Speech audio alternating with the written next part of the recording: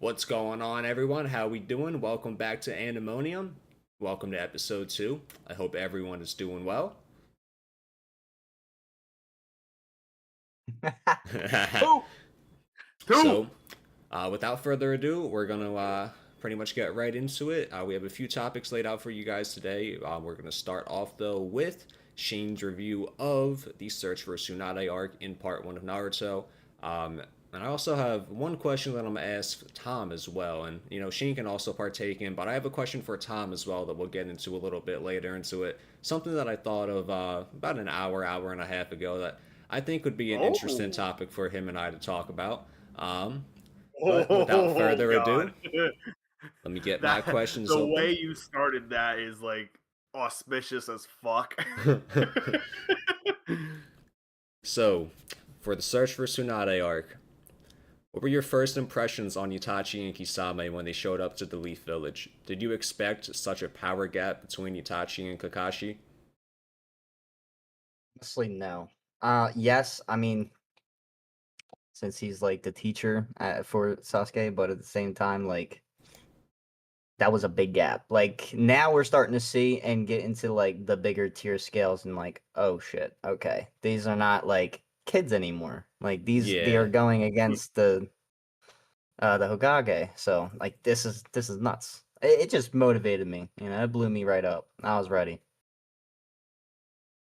Yeah, Trying to like because picture correct me if more I'm of the wrong, scene. man, but isn't Itachi in this arc only like 20 or 21? um, somewhere around there. I know overall he's not that old in general. No, he's not. Like at the start of the arc, for example, when Orochimaru says that Itachi's stronger than he is, the Itachi that he's talking about is like a 14-year-old three Tomoe Itachi, not even accounting for MS. So like Yeah. kind of crazy. Yeah, I'm trying to like picture more of it to give more of my end cap on my What did you statement. think of the drip first and foremost? What did you think of the Oh Akatsuki yeah. drip, The bro? drip was crazy because I was like, "Hey, I seen them clouds before." Because everybody like was dripping out, like people were rocking out like it was Bape when it like hit. When it was like back in trend and when Bape was actually coming out, like that was around all the time. But I was just like, first of all, holy shit.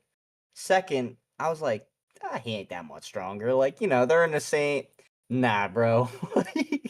He took all 10 Yeah, of his hands and said, all right, just hold one up. That's what you are. yeah. The drip, though, fire. The scene, ominous. I can't wait to see what happens next. So Itachi is one of my favorite characters in the series, and you'll definitely see more of why as we get further into it. Um, He's he's easily top 10 for me as well. Another thing that I wanted to highlight about the drip, and it's something we talked about a few days ago, is the Akatsuki ring in particular. It'd be so fire to have one of those IRL with like a real ruby in that shit. Like that would be Hmm. that'd be raw. Stream, work. We're working on it. I told this man I'd try to make it possible, so we'll see. We'll see. Fingers crossed. Um, Moving on though, still on the same topic. When it came to Itachi and his Tsukiyomi, what did you think of that? His Tsukiyomi being the genjutsu that he plays Kakashi under.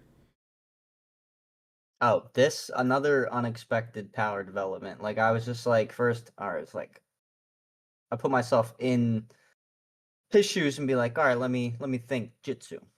What would I want to learn? And then just another thing comes out of the thin air that I don't even think would be possible. Is just like, all right, here we go. It was just like it caught me off guard again. Because I'm just like, I'm like, oh, I have a pretty good idea of all these guys now and like what their jumps could be if, they are breaking plateaus versus each arc. But again, I'm just like, I'm blown. It just swept me under. So one of the really broken things about Tsukiyomi is not only how Itachi can control everything within that space, but how fast time passes in there compared to how little time actually passes in the real world. Right. Kakashi Which spent 3 days in Tsukiyomi, 3 whole days, and it versus lasted less than a second in the real world. And that is like so hypothetical. now we're gonna get into where I actually couldn't wait to talk on. But like, hypothetical, he uses that, and let's say he pulls a hit and trains with it. You are 3 days ahead in 1 second. That could really be like, for your power scaling That is down a in oh, that is a way to use a Tsukuyomi I never Right. considered. So one Right. of my favorite headcanons actually is that Itachi would look in a mirror and place himself under Tsukiyomi to fucking train himself mentally, as well as like Bro. use No the shit, time I've never heard passing of this rumor as or as this long theory. as well as like use the fact that the time in there passes so much slower in the real world to like get training in. Obviously, And there's he can something to control the substantiate it, speed of but it like too. I just think it's a fun headcanon. That's why Do you I think love we that can the what tell if Shane Dan about Izumi and what Itachi did to her, considering it's not technically canon and ever mentioned in source material? Uh, if you can do I it think we with would keeping wait. spoilers out. Well, Yeah, it because like I said, the it's not attack might technically be the canon spoiler. at Yeah, all. yeah, but just Like an the attack event that it is happens in though right. is so. It's still I'm smart enough to where I'm gonna Yeah, get but he some knows form of about that something. event. Yeah, yeah, Stupid but as. there's still a lot of details about that event that have yet to be revealed. Right, Oh, right. it's got nothing to do with any of those details.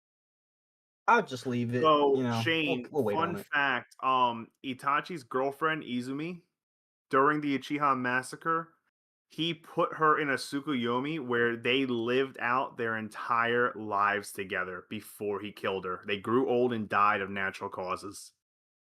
Oh no. His reaction was perfect. Oh my god. The jaw drop, that was Dude, great. my man That's a said, fucking "Let me TikTok. just get 1 hour of your time," and spent 10 years with her. That's so fucked up. It's crazy Took a though. second and gave her 80 years with him. I mean, it's heartfelt and it's fucked up at the same time because he's still Mhm. gonna go on like nothing ever happened. I mean, dude, my man's just basically wasted an hour on the shitter and equivalent to 80 years. Oh my god. Like, I hate to put it like that, but oh. If we're done with the first question, we can move on to: were you Indeed. surprised when Jiraiya was approached and offered the position of Hokage and then turned it down? Why or why not?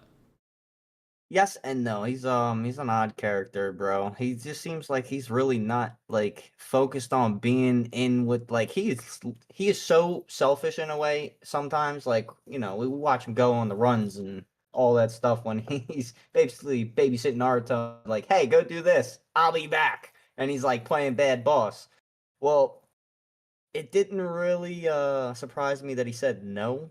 Cause like he just seems like an offish character to give such a weird answer. But then again, like I kind of expected it because like it seems like he almost wants no part with what is to come unless it's gonna fuck with him, He's like trying to come into spy his on path. naked women and write porn books. He's And got that bigger right, God, he's so making and aspirations. me he's have an just taking the aneurysm time to because I goon. can't defend him Right. without spoilers. Well, he's also taking the time just to, Like, luxuriously goon whenever he needs to. But I don't think that he was about that.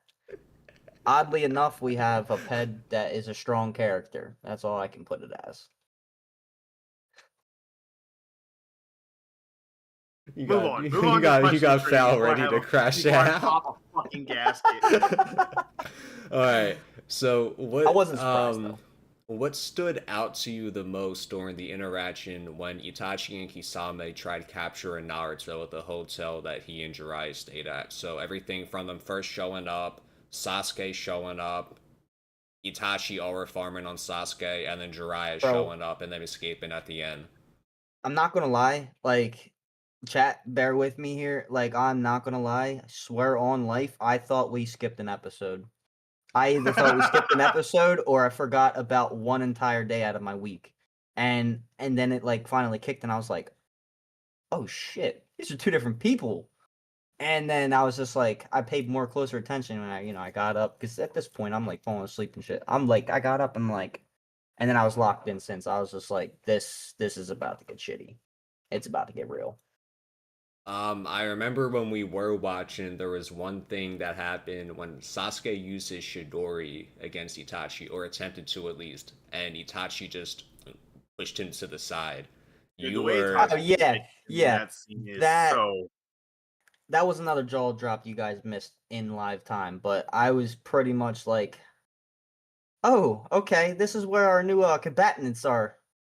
Like and he's literally coming up here. Sasuke's right here. No shame. This is just currently in the arc. Like I was like, oh, they're like, who's having a better day?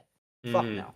Who's having a better day? I really like about this interaction what happens to Sasuke here, because with how weak it makes him feel, on top of the fact that Itachi and Kisame were there for Naruto, it makes Sasuke's already growing jealousy from the previous arc during the Konoha Crush and Chunin exams grow even stronger. Like, yo, why are they here for fucking Naruto and not me? Like, you know what I Right. mean? Because And after, a lot of go that ahead. carries over into what we're currently on in the arc, the Sasuke retrieval, which we won't be covering in this episode because we're not fully caught up on it yet. Right. But a lot of that coincides to Sasuke ultimately going with the Sound Four and in search of growing stronger. I feel like also there was a couple of things leading up to it. By example, like I kind of caught like there was some weird energy and something was gonna kind of happen revolving around Sasuke. So I kind of got an idea when that was happening. When he kind of got a little bent that Naruto saved Sakura so many times. And they were trying to traverse through the woods and just get what they needed to and out of the way. I forget exactly what their task was, but they were doing that. And then it was just like small intricate or incremencies of just like stuff like that, and then it led up to this. Damn, what was my point that I was trying to make? It was basically like I had a feeling something like that was going to happen, but again, like weakness granting one's greatest strength. So it is nice that that situation did happen because it wrung Sasuke a different way. But I feel like I started to sniff it out when the Sakura thing was happening. Like Naruto saved her ass literally 3 times, and Sasuke. So he's kind of like feeling useless, almost as if Naruto did at the beginning, and Sasuke was Mr. R Farm, everybody's favorite. Mhm. So it's kind of cool also, like I said, to see character development, others not singled out all the time.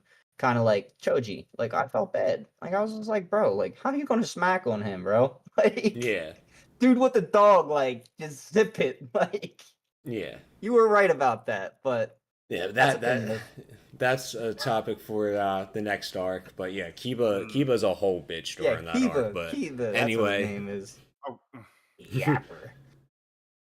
how Look, did Sorry, you as Tom. hard feel? as it is to defend Kiba in that arc, I still can and I will once we get further along with Shane in that arc. Oh, I have honest defense for everybody. But just in the time being, I did see it was a funny joke to agree and side on because I was just like, all right, chill out. Because Chiba would probably turn around and clock Kiba's you. personality, Like, he's a cocky, arrogant little kid. I actually think he's one of the younger members of the Konoha 12. I can't remember. I'd have to look that up.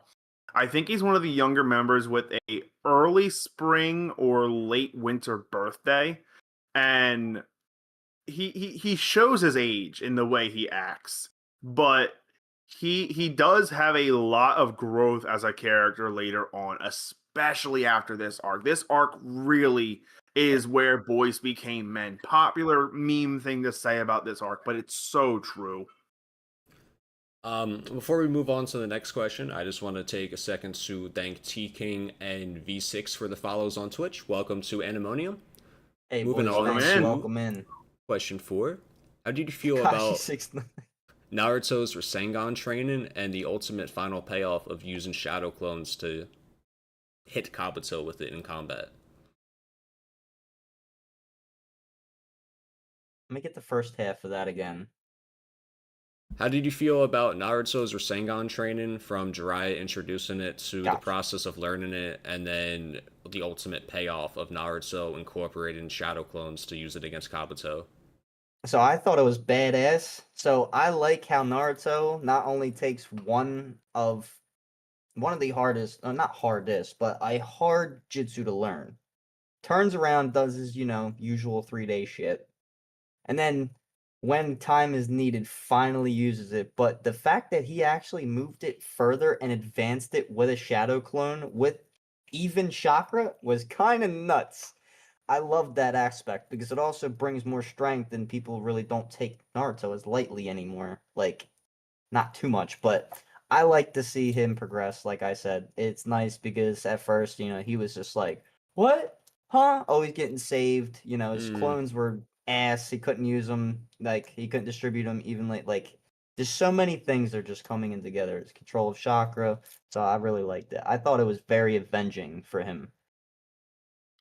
Yeah, his chakra control does go through leaps and bounds. Like every time Hmm. you think someone can't have better chakra control, someone else shows up with it, and then somehow Naruto's like, "Oh, I can do that too, but better." Right. He's like, "Oh, watch me. I'll watch you. All right, bet. Watch this." Like Yep, literally. monkey see, monkey do. I like that. So this And arc, sorry, Tom. no, go ahead. And one of my personal favorite moments that showcase the gap between where he is now and where he was in the academy is actually the arc prior during the conclusion of pre-summoning Naruto versus Gaara when he did the Naruto Uzumaki, what was it, 1K or 5K barrage, like being able to distribute his chakra evenly into 1,000 clones That blew my Hmm. mind. and all have substantial enough power to be able to wallop on Gaara, who is pseudo one tail like already. Like that's crazy. What's even crazier is I actually mentioned that directly, that exact thing to him straight after. I was like, was his chakra evenly distributed through all of those clones? And he said, yeah. I was like, That's the thing oh about shadow clones is it shit. has to be for them to work. Right, exactly. Or they're going to And scuff like they did at first. yep, and that's why it's a forbidden technique because of the drain it puts on the user, because of the risk it puts on the user, and because don't distribute your chakra properly, you're leaving yourself wide open for an attack. Right. Some attacks, like you can fuck yourself up, as what Mm-hmm. we've seen so far now, too. You have to be cautious on all occasions. A little off the topic, but how crazy would it have been if we'd ever seen a Hyuga use Shadow Clone Jutsu in 64 palm or 128 palm?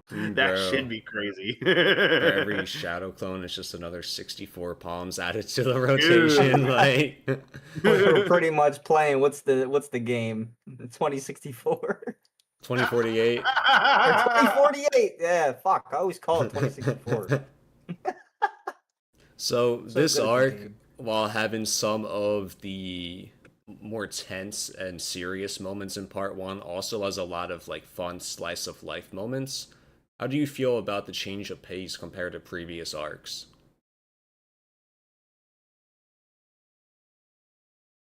Honestly, I'm not really one to like be particularly picky at pace. Like sometimes be like, come on, I can't wait to see such and such fight. But when we're actually going through like flashbacks, back then, story, backstory, whatever it may be for the character or the scene, like I love it because it gives me a filled up position. If I had a question earlier, it usually answers it later or in the time being. And it just gives me more depth, more lore, pretty much funneling that web, aside from, off topic, but like Ant says, you pick one thing, you learn one good thing from the web, and everything that you learned before is going to kind of make and create that web. So it's like a network of information. That's kind of where it's like putting me in as a position when I do. 100%. So I can't fucking wait to watch it. So How right there. did how did the dynamic between the legendary Sanin, Jiraiya, Orochimaru, and Tsunade impact you? What did you feel about it? Which of the three of them do you think carries the deepest scars from the past? Obviously, of the three of them now, the two that you know the most about their past would be Tsunade and Orochimaru, but you know that the three of them were students together under the third Hokage. You know that they have a history. You know that they've all acquired the title of Sanin together, la di la di da. Right now, seeing the most of what I've seen, I don't want to say just because like probably it's probably a generalized favorited answer, but like I think I'm gonna have to go with Uchi. He seems like to have a really fucked up just Orochimaru? mindset period. Yeah. I Yeah. like to say Uchi, but yeah, Uchimaru. I think I think I could confidently say that. I need a little bit more, just a tiny bit more, some sprinkles or like one more scene or lore Oh, for the other two, sprinkle. and I think I could. But yeah, I So think Mara's got it. So for me, when it comes to scars from the past, again, you'll find out more about Jiraiya's backstory later, but I feel Right. like even with his backstory in mind, I think when it comes to just like the saddest backstory, Tsunade's definitely takes the cake. And I really like her backstory a lot. Tsunade is one of my favorite characters in Naruto as well. And when it comes to just like pure like writing as a character, is probably my favorite of the Sanin. Um, I got a lot of respect for Oh, her.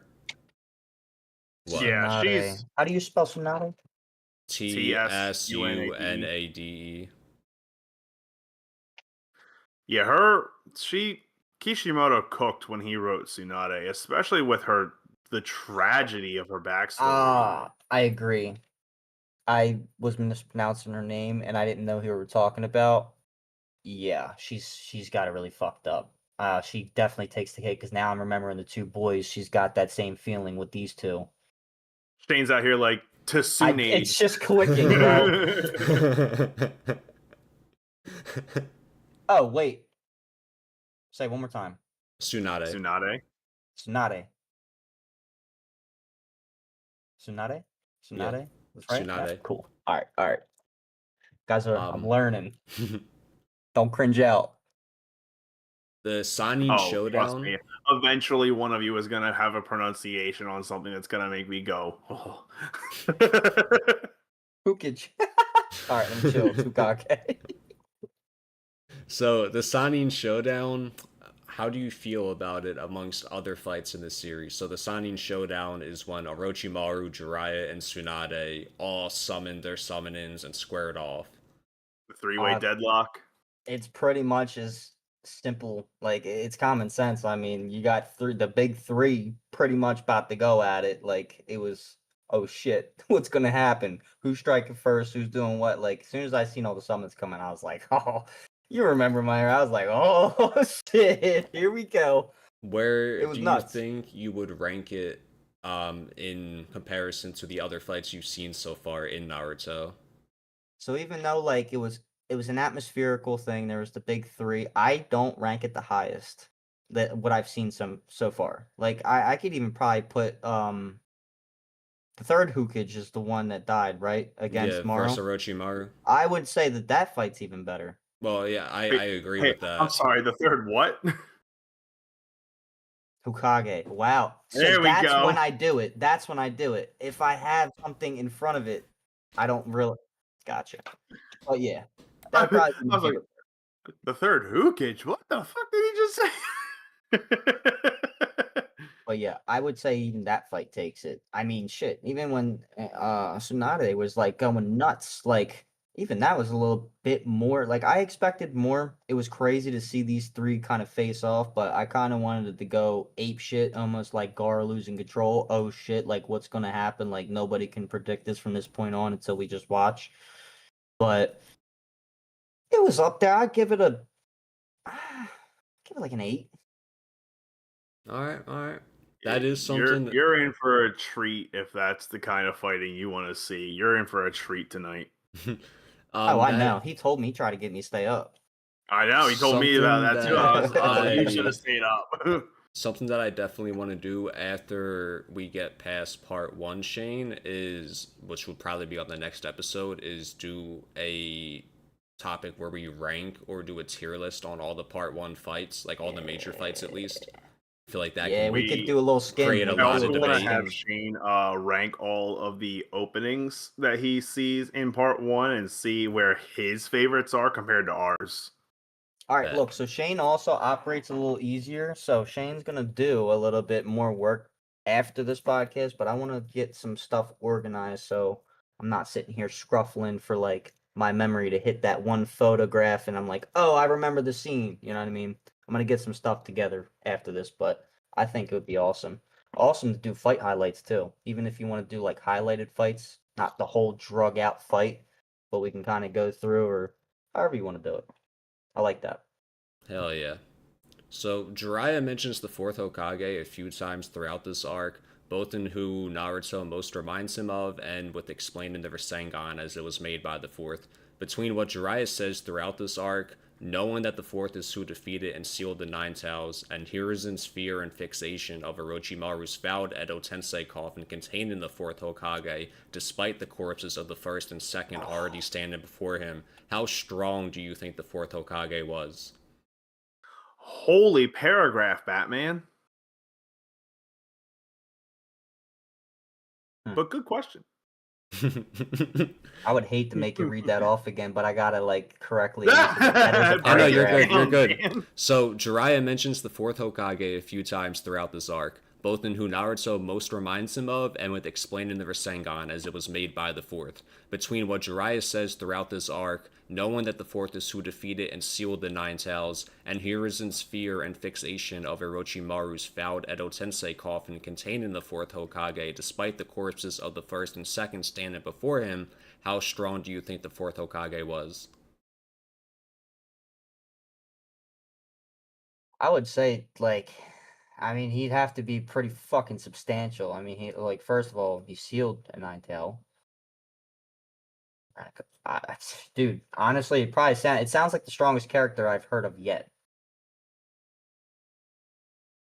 Yeah, so I will say when it comes to part one characters that are introduced, you don't see anything of him, but I can Right, he's confidently definitely say, up yeah, there. yeah, he's I up like. there. All right, so like I'm gonna take Naruto and act like he's Goku right now, right? This is Whis. This is the guy we're talking about right now. We ain't see his ass yet. That's pretty much how I'm gonna put that.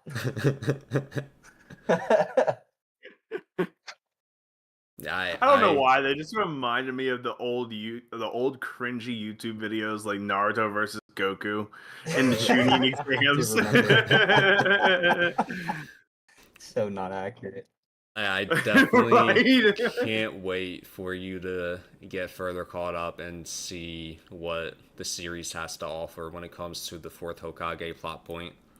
I can't wait to see how his opinion is going to change on some of the things he said in this episode as he gets further caught up. Yeah, no, I That's why I'm 100% like agree. itching to watch the next episode. I can't wait to see just how I'd start to change on like things that I've said before. Like I can't wait to come back and watch part one all the way through again, like of just the Animonium, because like I'm gonna see answers trajectorily change. I'm gonna be corrected. I'm just gonna come back as like now I know what I'm talking about, and I can look back and be like, damn, I did not know what I was talking about.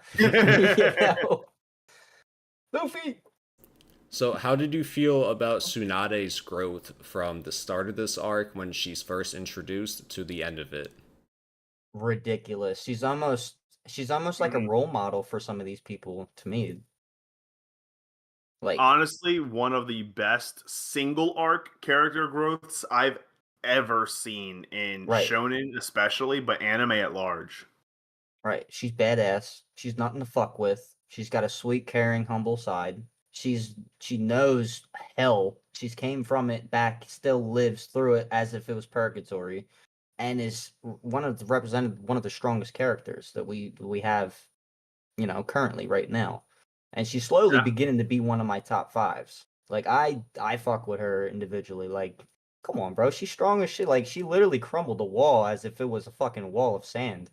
Like, but just like everything that she's got going right now, I feel like she's like looped herself up to be definitely a top five for me in my list. But backstory, she's thrashing it. Like she it's a hard one to compare it to as Yeah, character I growth. can solidly say she's Like Naruto's either growing, top but 10 or top 15 for me as well. right. Like Naruto's growing with his character development and everything, so is everybody else, but like I like how she was introduced, she was hard, she was like nothing to fuck with, and then it got like real deep. And then we got a little backstory, and then I was just like, huh. So I paid a little bit more attention, and I couldn't wait to see when she would pop back up to see what was gonna be said, what she would do, and she don't back down either. That's crazy. Hmm. Yeah, she's with Like the she is shits. with the shits, yes. Oh my god. I can't tell you how like giddy I was when I was like Christ, what? 10 years old and Toonami put the episode where she was just on Orochimaru for the first yeah. time, seeing that, like, I was like, oh my god! Definitely getting zoomed in on later. So, this next question before I get into the last few that I have for Shane, who do you guys think would win between Kabuto, all his feats from the tuning exams up to this point at the end of the search for Tsunade arc, versus Zabuza one-on-one? So you're So, asking how do me you want to me make a to? decision based on something that I know so much more about than what I'm allowed to use for reference, and Just, that makes just, it just part hard. one knowledge. Currently, Just part one currently, knowledge. stop it as soon as it's like yeah. You where I just use start. part one knowledge. Yeah. I want to lean toward Kabuto. That's who I would take as well. Yeah, I Damn it, want to Tom. lean We toward can't him. debate about it. Oh, none of us can debate because I you was going to say the asked an same easy shit. question. I'm not gonna That's lie. I had like I was 50-50 on who I thought you would take, but I had a feeling you would take Zabuza, so that's why I wanted to ask it. I no, cause Kabuto with the food pills is already showing that he's able and capable of regenerating himself from substantial impacts, and he's sly. He's fluent in his movements. He's almost gentle fist fluent in his movements, as we've seen with his reanimated corpse jutsu, as well as his own fighting style. I don't think Zabuza swinging that executioner's blade is going to effectively, quickly, or dismantlingly hit him enough, if at all, to do any significant damage. Mind you, I do think raw strength, Zabuza takes it. He's swinging that big ass sword around. He's jacked as shit. He's bigger than fucking Shane and like 6'8". Like, To if be it was fair, though, straight hands and all muscle versus muscle, Zabuza's taking that every single but you time. have to keep in mind who Kabuto was fighting, the queen of muscle and hard hits with the hands in Tsunade. And he was not, I'm going to say lethal because obviously she didn't die, but his chakra scalpel was landing on her Yeah, and fucking her up. that's Zabuza's what I'm going to have saying. a If real Zabuza's problem with getting that the because hits in, Zabuza doesn't Zabuza's scout a taking it, base but he's not Tsunade. getting those hits in. You know what I mean? Yeah. So yeah, there's absolutely no way Zabuza's taking that fight. You basically just asked us who we think would win. Gale Force wins or the last leaf in autumn. Like Damn. he kind of hit him. Damn. You got to do me like that. I'm like, what do you say fuck me for?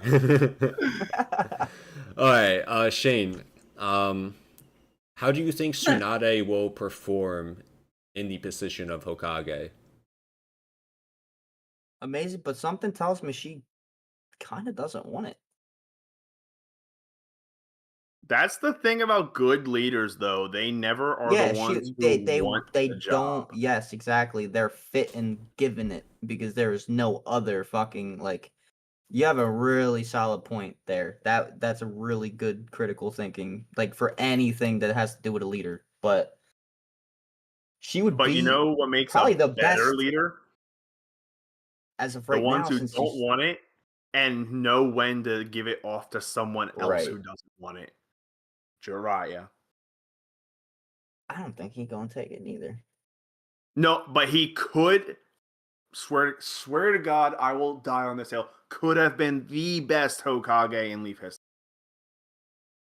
You think so? I think she would make for a really good one, but I don't If think he it's had gonna go that taken the way. job and he took it serious, absolutely could have been the best Hokage in Leaf history. From a diplomatic and get the paperwork done standpoint, as well as the way he thinks, man. Oh my God, he's intelligent as hell.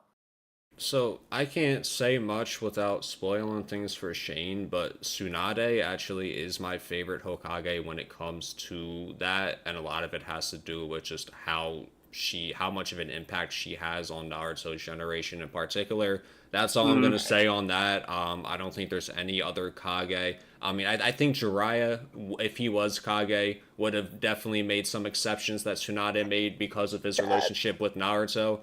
But I don't think There's aside one from in him, particular he was not gonna make. yeah, You know which one. Yeah, yeah, I think Tsunade, like when it comes to all of the Kage, was the best for the generation that Naruto grew up in, for sure, for I sure. agree with that. But you'll see She more was about there it. Promise. when they needed her. I promise I heard everything, but that was a really big hint. No more hints. That told me a fucking lot. That told me a lot. My brain just We went. didn't tell you anything. Yeah, Trust I me. promise. Whatever you think we I told you, know, we bro. didn't Yeah, whatever tell This you. you shit's gonna think fall you into heard, place it's like a puzzle. no. Bro But thinks he's Eisen yeah. over there reading And you our got your fucking pieces minds. upside down and flipped No, bro, over. I'm Like telling your you right puzzle now. is just not fitting together right. He Tom, kind he of thinks told he's me. on his Eisen shit. Oh no, for real. Yo, Yeah. bro thinks he's L right now. He's taking a Oh, couple bro. mentally right now, but Fucking All right. Eisenberg. Come on now. No. Last question for Search for Tsunade. 1 to 10, what would you rate this arc in comparison to the other arcs you've seen so far in Naruto? if you say 10 out of 10 again, 9. Humbly. Humble 9. Because I am getting more and more excited at the end of each episode. Stories are really getting deep. Lore is really coming into effect now. Now's the time not to really fuck around and waste time, not pay attention to something. Like, I'm not afraid that I'll be like, yo, can you run that back 15 seconds? Like, there's just really no time to fuck around. I'm not going to say 10 because, like, I'm waiting to see some more particular things I want to selfishly see happen first. To say like the next arc that's gonna be a 10 is like, oh my god, a 10. Because now I'm really gonna start to hinder down and be like, all right, let me look at every single point, observation point. What did I like? What I can like biasly? What can I talk about biasly that's happening, and just give it my best rating. I would say a 9 straight up. All right. I think that's pretty solid. yeah. For me, I'd say that's probably where I would give it. It is my second favorite arc in part one. My favorite arc in part one is the Sasuke retrieval arc. Um, but I like the Search for Tsunade arc a lot. Just between the characters introduced, the plot points introduced, Naruto's Rasengan training, the development in him and Jiraiya's relationship, Tsunade's introduction and growth, the plot point with the Orochimaru and Kabuto healing Orochimaru's arms. Just I really like that arc a lot. And when it comes to all the part one Yeah. Naruto arcs, if any of them were to be made into a movie, that's the one that I would Oh, want to it's see. absolutely the best. 100% agree. Sasuke Retrieval would also be a great arc to be made into a movie. I think it would But, too. I just feel like when it comes to just like a conventionally styled like arc for a movie, I feel like that's the best one. Yeah. Right. 'Cause they can For always me choose to go personally, farther for Tsunade trilogy. Search is number 3 only because of the slow build up. Don't get me wrong, great build up, but slow build up. Anticipation. And it then dives into everything. But for me, number 2 would be Konoha Crush, only for Naruto versus Gaara, if I'm being completely honest. And then number 1, Sasuke Retrieval. I'm gonna wait to hit a few more arcs or get deeper into the series to rehash. I would love to do it at the end of the series for when we do eventually get there, not to rush it, Animonium. But to re-rate everything and then give you my breakdown more accurately so I know what's to come versus what we've seen at first. Give it Oh, the I A to can't wait Z till you're and further then caught up and balance like have average. more articulate Right. I can't talking wait till I points can about actually it and everything. guess, It's gonna be right. great. Yeah. Now, like when you guys are asking me some stuff on like, I'm gonna definitely start to really lock in. Like after when we start to get on this episode after this, like I'm gonna really start to get into it because I want to pay attention. I want to actually have some intelligent arguments. You You're know, not ready. be like, oh, You're what not if ready. I you don't give mean for me? the arguments thing. I just mean for what's about to happen. You're not fucking Oh ready, no, bro. you give me I mean for three. both. You give me three. not even, probably 30 minutes on each character, 90% of the information will stick. Now, if I can get it down to where I know every character as if they were my own, or if I like them as if it was Goku, that I can sit there and fight all day on you with and be like, nope, this will beat it. Oh no, what if this? I can't wait to get there. So you guys just fucking stay tuned. Alrighty, well, with Search for Tsunade out of the way, you guys want to move on to the subbed versus dubbed anime debate? I want to hear about this question you've got for me. Oh, I can't wait. That was I the can't wait for the this. Zabuza versus Kabuto. Oh. That's why I said before. That's why I said before I asked Shane these last two questions. See, Sub slightly versus dub. missed part of that. My bad. But yeah, that was the But question. yeah, dub if it's available all day, every day. If you ask me, there are certain shows and specifically certain characters you just can't beat their dub actors. Like, it's just not possible. There are certain characters that were made for certain voices and vice versa. Sean Schimmel's voice made for Goku. I'm sorry. yeah, I yeah. don't like Dude that passed out 4 times in one scene, right? That's him. The dude that passed out 4 times in one scene. Passed out once when he was recording Super Saiyan 3 screams, and he almost passed out I'm talking about twice while MUI. recording Yeah. the screams for Super Saiyan 4 in Daima. I will say I think he is really good when it comes to dub Dragon Ball. I think Vegeta's voice actor has the best voice. Oh, Vegeta's. But dub Dragon Ball is just overall so much better than sub. But I was gonna say about Goku in particular, though, is it doesn't help in the case of Goku's Japanese voice actor that, like, I can't stand listening to Goku's Japanese voice actor. And she's Gohan and Goten, too. So, like, that kind of by default gives the English dub side of things a boost for me automatically. I'm on the opposite spectrum as Fal. I prefer subbed anime. There are some examples of dubbed anime that I think are good, and I do look at Dragon Ball as an example of a dubbed anime that I think is better than the subbed version. But overall, I am definitely more of a subbed anime guy. I just prefer the Japanese voice acting. There's not really many series or many voices that I don't like when it comes to the Japanese voice actors. I guess since we're on Naruto, I will say I don't hate Sasuke's Part 1 voice in Japanese, but I don't love it either. Yeah. But in Shippuden, once we get to like post time skip and everything, Sasuke's Japanese voice actor is goated. Yeah, it's a lot better. It like the aura is just insane. Like, but go ahead. I'm gonna elaborate my stance on dub versus sub a little better. My thing is not that I am like dub is superior or sub is inferior in a general sense. For me personally, if there's a dub, I'm gonna watch it dubbed first. And if I'm catching up and I'm not willing to wait for the dub, then I'll watch it subbed. My thing is that there are absolutely, in my opinion, certain characters that need certain types of voices. And also, I really feel like in a lot of situations, and this is my personal opinion, I'm not saying this is an objective fact, I feel like the Japanese voice actors don't convey the emotions clearly enough in a lot of scenes.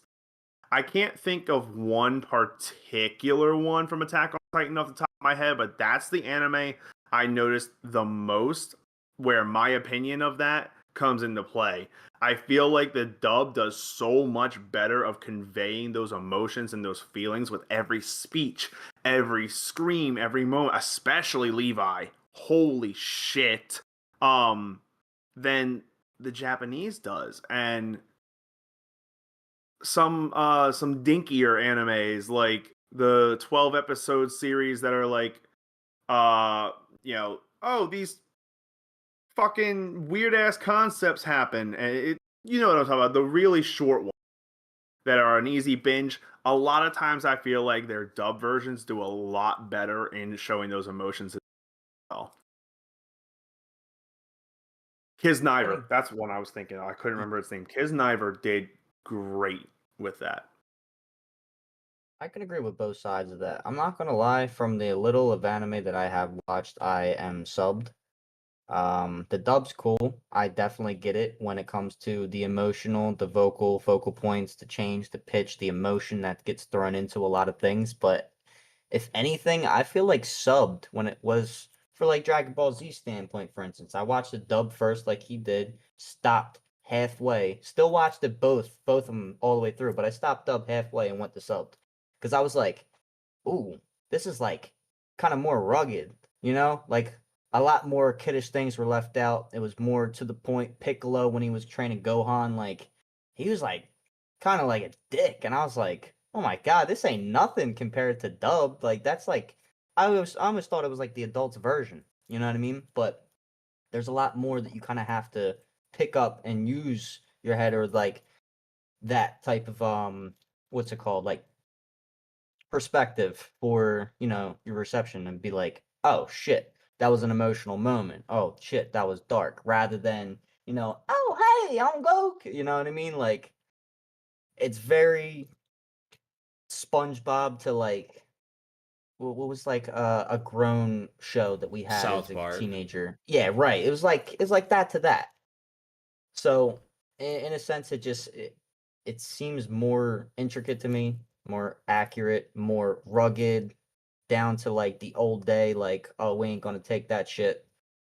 But there's nothing again wrong with the dub. The voice actors, fucking amazing. You can't replace Vegeta, Frieza, Goku. I mean, I just like the sub too because it feels like it gives more originality. Like it's made over there, you know, that's their first intent. Then they have to redo it for us as dubbed. So, in a sense, like I'm 50-50 on it, but I'll watch subbed over it because I also do like to read. Like I don't like reading on my own time, so I will watch sub to kind of give that benefit as well. Because it also helps sync some things in my head a lot deeper than as if I was just going to listen to it, walk away, still listening to my TV as background music, walk back in. It's not going to sync the same, you know? But Um, I feel like it's just more grown of a version in a sense. to add to what you both were saying about the side of the emotions, I definitely lean more towards the opinion that the subbed voices tend to carry more emotion. Right. Again, there's definitely examples where I don't think that's the case. A few of which, even in Naruto, which I won't say, but I do think there's a few that you will see later on, especially speeches in particular, that are as good, if not better, than their subversions.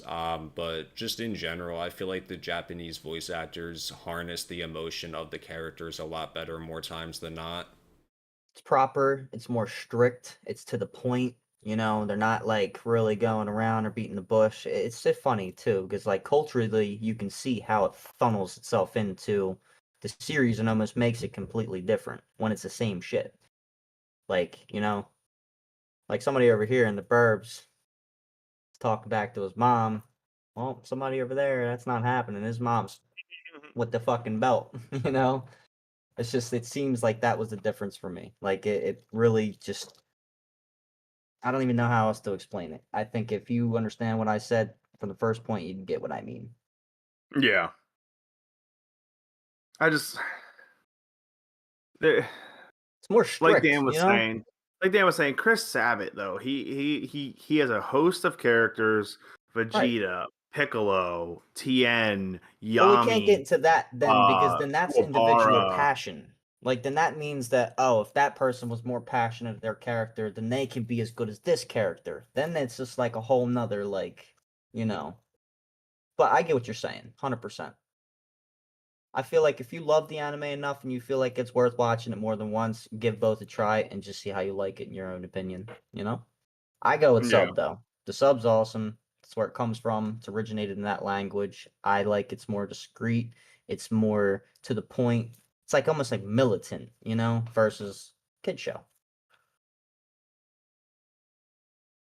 Well, I feel like that was pretty good discussion, just getting all of our points and hmm, feelings out there. I know it's one of those things where Yeah, I feel like just in the grand scale of the anime community, people who have their opinions on it aren't really gonna change one way or Oh, another. that Um, Right. but it's something that I think is fun to talk about, especially all of us getting our feelings out there. And anyone watching, whether you're watching live or you're watching via replay, definitely let us know in the comments how you feel subbed versus dubbed anime and give some points. what is your tell us in the comments what your opinion is on Izuku Midoriya's sub versus dub voice and why the dub voice is superior. Tell us. It's actually good. I would like to see some of those replies. I'm Hell actually yeah. very interested in sub versus dub. We should actually just poll it. Somebody start the poll with a comment, top comment. For real though, In I'm in actually the very comments curious. section, tell us how Kate Hagen's Sakura Haruno is the best Sakura Haruno of all time. Indeed, indeed. With that, do you guys want to move on to the 2011 Hunter x Hunter arc anime tier list or anime arc tier list? My words were flipped. Yes, but you're gonna have to carry me through this one Oh, because that's besides Chimera Ant and York New City, I don't know the names of any of these arcs, all good, all good. or at least I don't remember them Um, off rip. I'm doing Hunter x Hunter, right? Yes, sir. I'm still pretty fresh, so I should be good for the most part. Now, are you going past what's visually done? Are you going to manga? I'm just doing the 2011 anime, so everything that you've seen. Perfect. Yo, chat, y'all gotta come at me, bro. Like, get all my shit. Like, I'm actually trying to get into the manga so I can really get deep within, like, finishing Dragon Ball or, like, fucking Jujutsu Kaisen, for instance. Like, there's things that I'm waiting that's probably not gonna be released. Like, Hunter x Hunter, for instance. Where the fuck is the next season? Like, It's never gonna somebody, happen because fans? what was his name again, Dan, the author? Sagashi. Yeah, he's still dealing with health issues. Like he's Damn. struggling to put chapters out for Hunter x Hunter. That's why I'm glad he did Yu Yu Hakusho Why first doesn't he get an because at least auditor? that was finished and it's still to this day one of my top 5 anime of all time. He should Maybe just top literally 10. audit it to somebody and have somebody just do it exactly for him. Fuck, man, if I could do it, I'd do it for him. Shit. Do both of you have Start the practicing your stream art up? style. I'm only asking as I don't want to screen share in Discord because Yeah, it'll peak, great, augment your good, mid, get the guys's. fuck out. Yeah, I got you. Oh Yeah, yeah, the whole I always thing's have the on. stream up, so Bet, we're bet, good there. bet. Yeah, Shane, do you have the stream up? I just want to make sure Hell yeah. because if I screen Yeah. share, it'll augment your camera positions on the overlays. I don't want to mess Nah, that yeah, up. chilling. All right, so Okay. starting off I'm gonna with kick this off. I'm gonna Hold on, let me kick it get off close to with my a camera. bang, and I'm gonna say it flat out, straight up, in your face. No discrepancy required. Fucking Greed Island, get the fuck out of here. somebody cooked here. Somebody has cooked here. Bro, we didn't like the concept not for 5 minutes. I mean, yeah, it's a get the fuck out of here, but I thought it was kind of cool. Don't Shit. get me wrong. I Bro, that literally enjoyed brought every everything one I of your saw from Hunter nostalgias x Hunter back. when I watched it like 3 or 4 years ago. I did thoroughly enjoy it from episode to episode whatever. Greed Island was the weakest arc. So Look, it was a weak arc, but my only argument it is like we all put ourselves in that position when we were kids. I mean, like, how cool would it be to play as yourself in a fucking game, but not only in a game, it happening in your favorite anime at the time. That's the only grace and the pat on the back you gotta give it. Now, hence it is in get the fuck out category.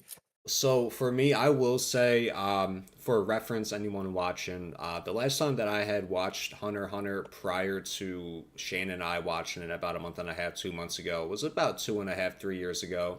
And when we got to Greed Island, I definitely have a better opinion about it now than I did before. It's still definitely in my get the fuck out. But I think it helped that I hated the arc and I hated Genther as a villain so much going into it that the payoff of seeing Gon bust his shit again finally was like oh my god, we're out of this arc, let's Yeah, go. let's be like honest. like Let's be just honest. just having that in mind, like the main thing for me with the Chimera Ants arc is It has some Oh, really I'm gonna cool ruffle some moments. feathers with this It one. has some cool moments. The coolest being, in my opinion, the dodgeball game. I don't think there's really any That's contesting badass. that there. The dodgeball game is fire. Dodgeball Okay, wasn't in Chimera Ant, was it? I'm talking about Greed Island.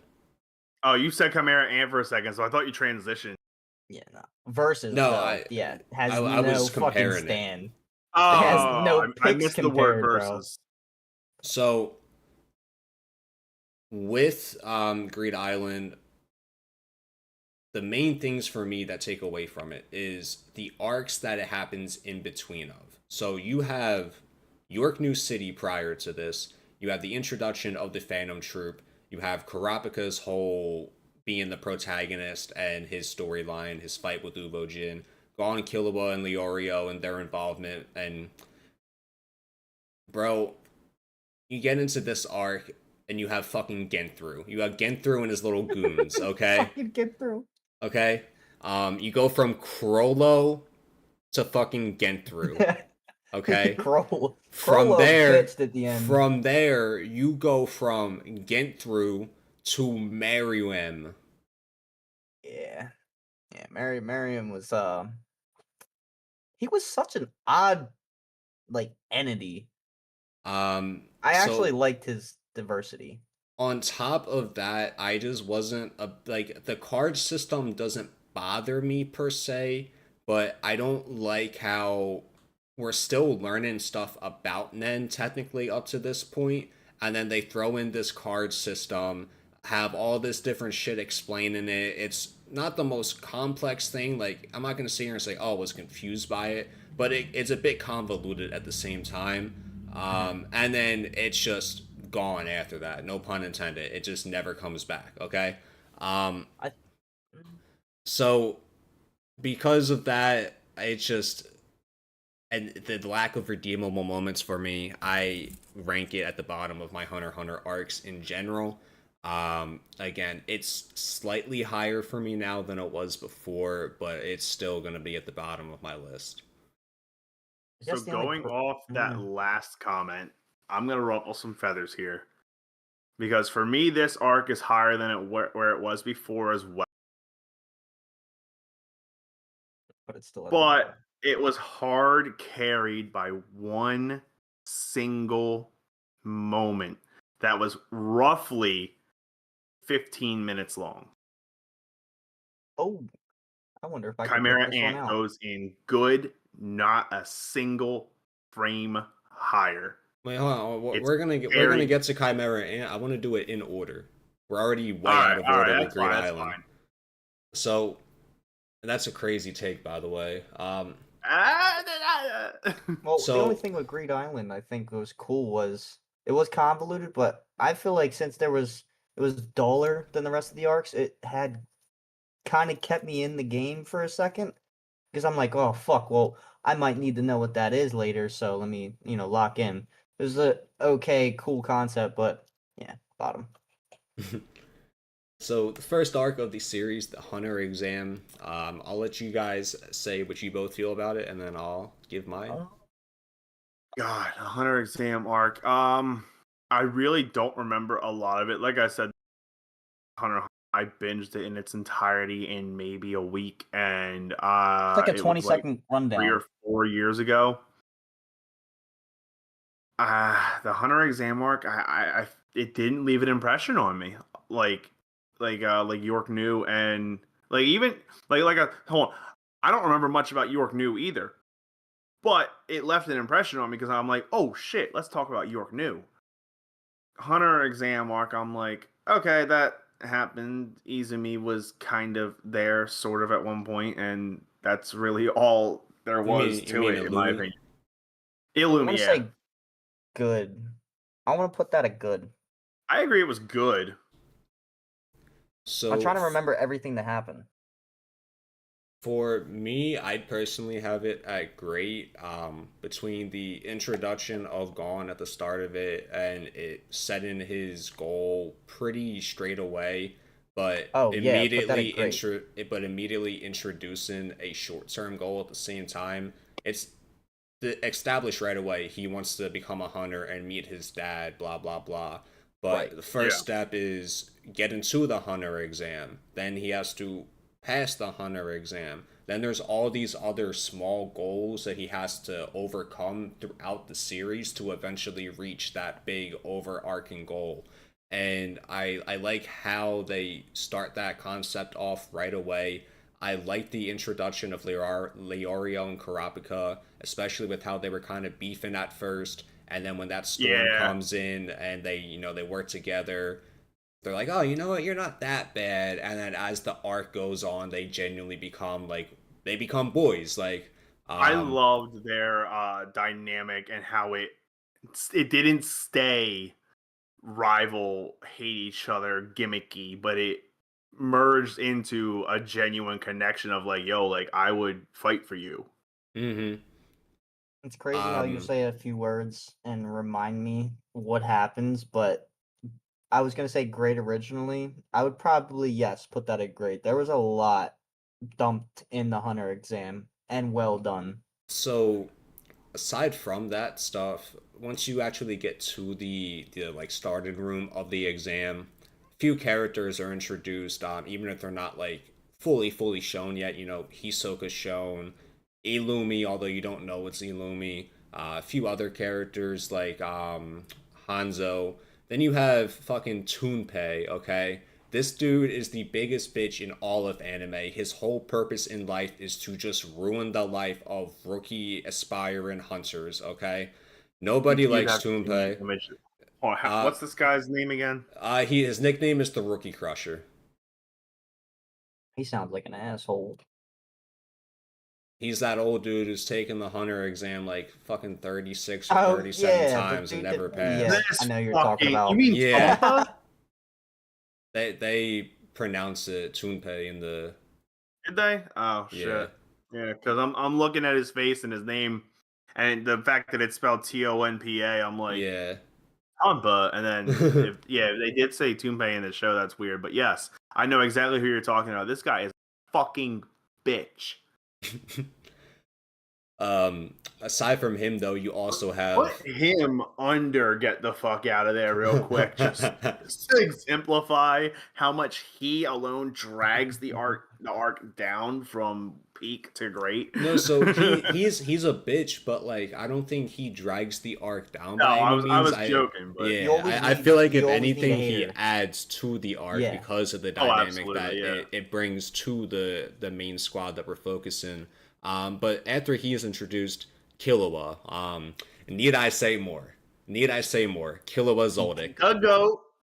Um, After a little bit of brief introduction, Toonpei trying to sabotage them, but Gon being like, oh no, this tastes weird, so Karapika and Leorio don't drink it, and Killua just straight up drinking it because he has poison resistance and asking for more. The exam starts. The first part of the exam is the run-in portion, and it's pretty basically just a very, very, very long endurance test. And It's like a marathon. I love this part of it a lot. Mainly because of Leorio's moment. When We got he to was, see a good look into his character. yeah, you get to really see more of his motivations, and you find out that oh, he's not like yeah, his goal is to get all this money, but it's not because he's some greedy little asshole. It's like behind like genuine good causes. He never wants to have to worry about losing any of his friends or family to uncurable illnesses or anything like that again. That's why he wants to get all this money to become a doctor and blah blah blah. And Yeah, when and I he like how that comes full surpasses his circle. limits, when I he like how that comes full surpasses, circle sorry, at the end of Chimera Ant, where he's like, where he I forget, was it Geen he punched in the face? yeah, that was during the Chairman Yeah, election he arc, Punched him in but the fucking yeah, face, smoked and he's him, just bro. so worried about Gon. um, yeah, smoked Leorio's a his great shit. character, and when he like surpassed his limits after he had fallen down to his knees and got that second wind of energy and just started hauling ass, bro, like definitely pretty cool. I also like seeing how pissed off he was getting at Killua for using his skateboard. Thought that was pretty Yeah. funny. But I don't want to drag this arc on too much, so I will just move on a little faster. Second part with the cooking and everything, not the coolest thing, but you know, every arc has its low point. I don't think it was bad by any means. It just compared to everything else that happens in this arc, No one really wants to fucking sit through the second part with the cook and hunters. The forest part, actually no, the tower was first. The tower was first, but before the tower, you had the little scuffle on the airship with Netero versus Killua and Gon, where Netero is trying to keep the ball away from them. God, was that in the Hunter exam arc? Yeah, that was in the Hunter exam arc. What? I feel like that was so much later.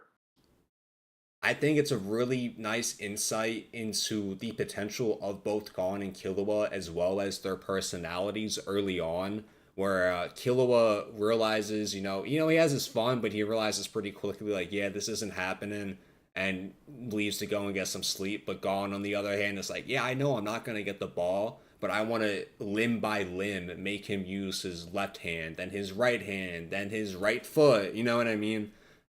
So it's a pretty good insight to their characters. Then when you get to the actual tower, one of the coldest moments in the series happens in this tower, and that is Killua ripping a dude's heart out. Oh yeah, Bro. And then dude, proclaiming to say, I think it was more gruesome in the '90s anime version. I agree. I actually agree. A lot of things actually are a lot more gruesome in the '99 version of the Hunter x Hunter anime. Everything got a lot more censored after the '90s for some reason, but whatever. That's not what we're talking about right now. It's funny because it's going back the other way again. But he then proclaims to say, if my dad would have done it, the heart wouldn't even be beaten either. Like, and there'd be no blood. Like, just cold ass shit. That was a cold ass comment. I remember exactly what you were saying. Leorio and Kurapika are like shitting themselves after this, and mind you, Kurapika, like, before this happened, also had a little aura farm moment where that dude with the fake Phantom Troop tattoos who he went against, and Kurapika lost his shit. So Kurapika saw, like, we see what he can do briefly, and then Killua does that, and Kurapika's like, oh shit. Leorio's like, are we safe near you? And Killua's just like, oh yeah, guys, it's just another day on the job for me. Yeah, right. Yeah, pretty much. The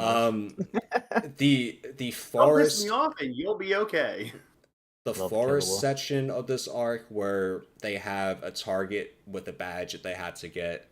The way that Gon goes about tackling the obstacle that is Hisoka having the number that he needs to get, and the way he trains for it, with the final payoff of him following him for all these days, catching him in combat, getting the badge off of his chest, running away, finding out that his hunter was on him the whole time, following him the same amount of time, but then Hisoka comes after that hunter, takes Gon out. It's like, nah, bro. Takes him out and gives Gon the stuff back. Gon's like, nah, bro, I can't take this.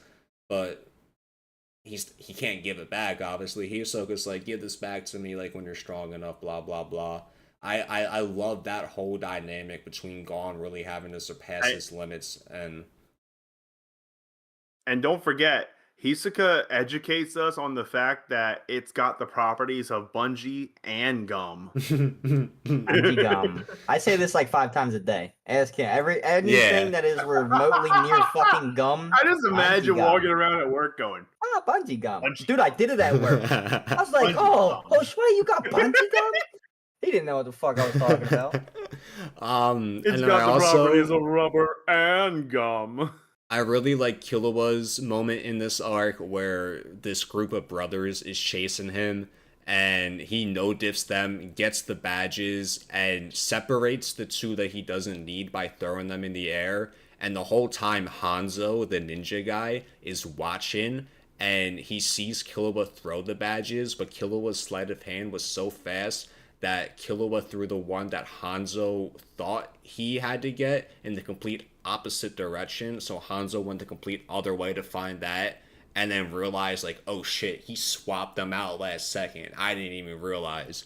And then the ultimate final of them getting out of the forest with Leorio, Kurapika, and Gon in that cave. I forget her name, but with the bee girl and the dead guy with the snakes, and Gon holding his breath for like 5 or 6 minutes and carrying them out after they basically like poison gas the cave to kill the snakes. Like, it was just such a cool moment, and I really liked it. And then the final part of the arc with the final battles, Gon versus Hanzo. great, fucking Yeah, great. easily great. I mean, fuck, man, we were sprucing that up. It sounded like it was gonna be a fight for the peak. That was like a 5-paragraph essay that Dan just No, spit that off was the top fucking of his head. fire, Like, bro. I just relived and pretty much just watched like fast forwards in my head during all of that So on the side process. with Gon versus Hanzo, I really fuck with because it shows even more. Gon's not gonna give up no matter what. He has his arm broken. He doesn't care. He's being shown that he's about to get killed. He doesn't care. Hanzo could not break Gon's will at all. Gon literally broke his will and decided, you know what? Chances are I can beat one of these other people that I'm gonna fight. Let me just give this kid the win, or else I'm literally gonna kill him. And he didn't want to kill Gon. I mean, maybe at the start of it, like when he was making the threats, he was like half serious. But when Gon just kept being his stubborn little self, you could tell that he didn't want to kill Gon. But just all in all, I feel like it definitely belongs in great. Yeah. yeah. Yeah, great regardless. I mean that the whole entirety of it was great. But yeah, you guys are Like right. that was I next don't level know. shit. I just pulled the thesis out. You For really real. did. Next up, we have the Zoldyck family arc. So This following was the Hunter interesting. exam, this is definitely a step down. It's a lot shorter of an arc too. It Yeah. has some Yeah. pretty cool Put it as moments. good. It has some pretty cool moments. I'd put Like it in mid, I'd honestly. I'd I probably thought put you it were gonna in say mid as mid. well. I would put it in mid as well. Um, it has cool moments. But with how short it is and kind of like It just doesn't Greed have time to Island, flush itself out. that there's not enough like standout cool moments aside from getting the door open and the talk that Killua has with his dad. Also, Killua like breaking the chains that he was on, like with zero ease. Like, all right, I'm done here. I just let you torture me. You know what I mean? That was pretty raw, but like the arc itself That is was fucking short heavy. and doesn't have too many like really hard hidden moments. And kind of like how I was saying with Greed Island, the arcs that it takes place in between, this takes place in between the Hunter exam and Heaven's Arena.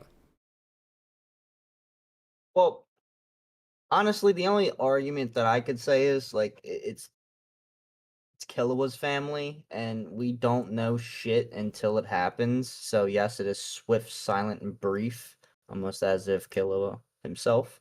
But I thought it was pretty good. Like we're talking all the way to the point where like torture room, Nenica, right?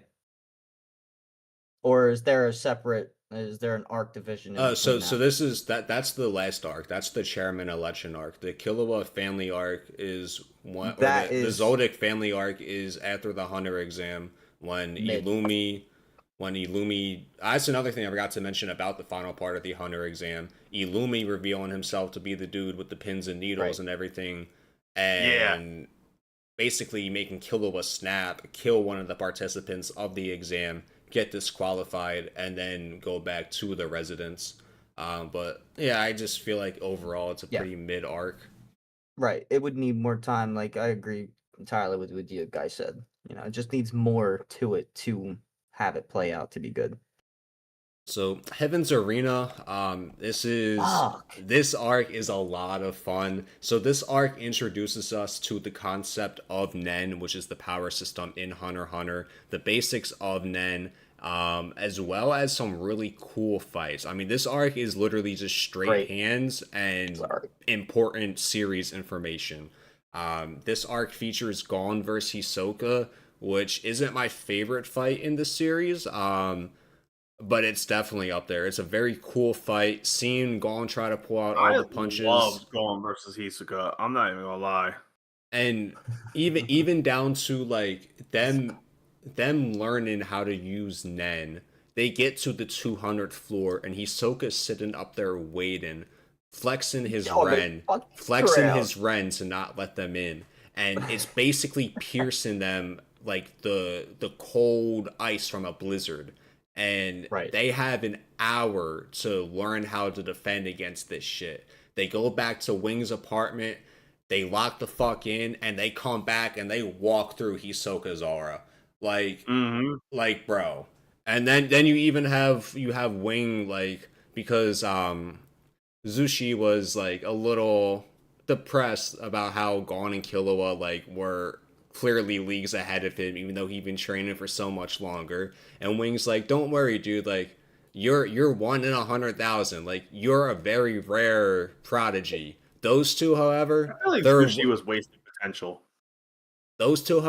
they're 1 in 1,000,000. Yeah, that was a little bit like, oh shit, I feel bad for homie. I had Um, to. I don't think that it's better than the Hunter exam. Um, Yeah, I I'd would say that's probably good. I would probably put it in good. It doesn't have any moments that stood out to me as like dragging on or bad. There are Right. some like not forgetful fights, but like Hisoka versus Gon's the main event. The other fights that happen are decent to good, but that's obviously the main fight, and that's what everyone is at that That's what arc everybody for. came to see. That's what they all wanted. Um, Right. Gon landing the punch and giving Hisoka the badge back, like the callback for, you know what I mean, just everything. Yeah. Um, moving on, York New City. I'm immediately putting this in peak. Does anyone have any? No, I do it. It's I'm funny having a because as really little as I remember about this arc, I totally agree. oh man, all three of I them we've remember like left our absolutely peak. loving this arc. Fuck. So York New City, it goes back and forth with me with Chimera Ant for my favorite arc in the series. For anyone who doesn't know, Kurapika is my 1A favorite character in Hunter x Hunter. Killa was my 1B. And seeing Kurapika take the front seat as the protagonist in this arc, chef's kiss. From him joining the mafia family that he joined to get the gig at the underground auction, to the Phantom Troop showing up and doing their massacre, to them chasing Uvo out and Kurapika showing up, seeing how strong this dude is, blah blah blah, and still being like, yeah, I can beat him. They capture him, they take him back and everything. He escapes. They fight, bro. Kurapika brought a shovel to the fight. Oh my god, I remember this.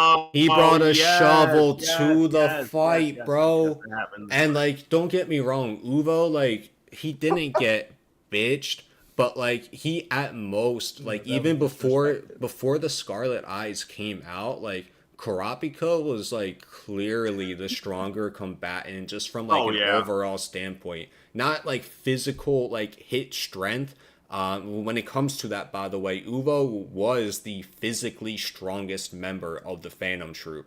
Um, Kind of crazy. So Uvo's goal, actually, when it came to his punches and his Big Bang Punch in particular, is he wanted it to be when he punched the ground, it basically output the same energy as a nuke. That was Interesting. something that he wanted to accomplish. That's how obsessed he was with getting physically stronger. But Kurapika, relative to him without the Scarlet Eyes, pulls out the Scarlet Eyes. It's revealed with the Scarlet Eyes that he is a specialist in that state, giving him access to all 5 branches of Nen. And bro, the Judgment Chain, the Soul Chain. Wasn't there 6 styles of Nen usage?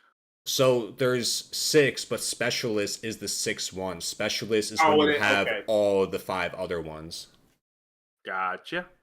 You know Um, what? That I should have. That's just math, and I should have realized.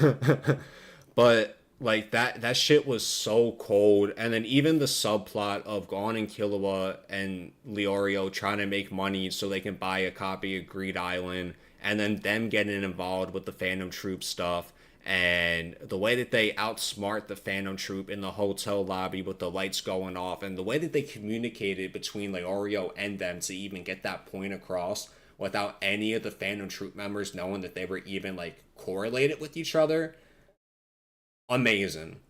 Kurapika getting his hands on Crollo, the whole exchange that happened, Crollo getting the what's the fuck, the binding vow put on his heart. to not be able to use Nen anymore. Like, just everything that happens in that arc, start to finish, is just insane. A lot of really cool fights. One of my favorite fights in the series from my favorite character in the series, and I had nothing bad to say about the New York New City arc. Okay. Yeah, no, that Yeah. shit was completely heat, and I can even probably even argue just as long, probably with accuracy, such accuracy. But that man, bro, let me be honest. Chimera and Chairman Electric, yeah, election and York New is just they're very hard for me to like differentiate. So, since we already covered Great Island at the start, that means that the next arc is the Chimera Ants arc. And like I was saying, this one goes back and forth with me with York New as my favorite. And after this recent rewatch, it actually is my favorite in the series. Um, You so know what Tom, I'm if, saying if for the next you one. if you want to get into the point you were gonna make before, Yeah. It's a good arc. For me, it was overhyped by the people around me that have talked about it.